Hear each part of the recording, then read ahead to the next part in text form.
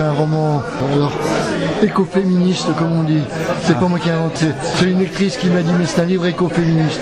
Donc maintenant je reprends le terme, c'est-à-dire qu'il parle avant tout de la trajectoire d'une femme qui effectivement a été brimée dès son enfance puisqu'elle a été élevée dans une secte et arrivée à l'âge adulte évidemment elle ne sait pas trop comment vivre, comment répondre aux impératifs sociaux, donc elle se marie relativement jeune et puis manque de chance, elle s'est mariée avec un type qui était charmant au départ mais qui à la fin ne l'est plus, ce qu'on appelle maintenant un pervers narcissique.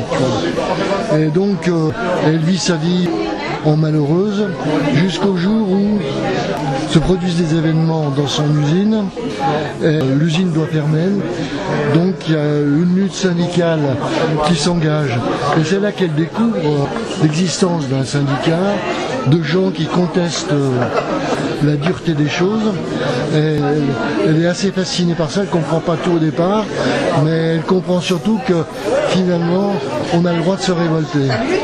Et effectivement, suite à ces manifestations syndicales, elle comprend qu'elle n'a plus rien à faire avec son mari et elle décide de le quitter. Une nuit, elle s'en va et elle descend. Donc ça se passe dans le Haut-Jura.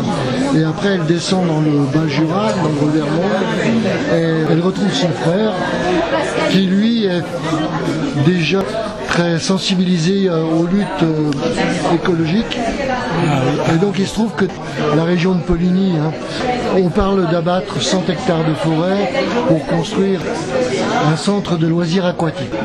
Elle suit le mouvement, elle est dans la lutte écologique, et c'est au contact finalement de la nature, de ces gens qui ne pensent pas comme tout le monde, etc. Elle découvre vraiment cette facette d'elle-même, et elle se dit qu'elle peut être elle-même, quoi. Pour ce qui me concerne, j'ai toujours des romans en cours, ne serait-ce que sous forme de plans ou d'idées. Je dévoile jamais le contenu de mes prochains romans, parce que comme beaucoup d'artistes ou d'écrivains, je suis superstitieux.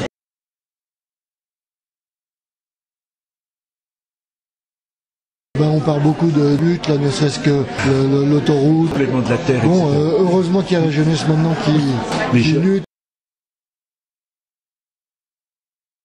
Justement, ce livre qui était en 2 tomes, J'attends l'aube aux yeux gris, c'est l'histoire de jeunes qui ont 18-20 ans, qui s'engagent dans le maquis et qui auront une fin tragique, bien entendu, comme beaucoup d'autres. Donc c'est l'histoire de jeunes.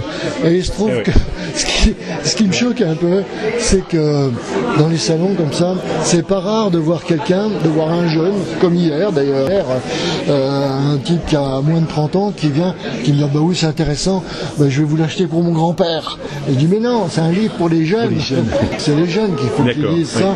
Comment des jeunes ont pu s'engager jusqu'à perdre la vie dans ces combats-là. D'accord, merci. Je vous en prie.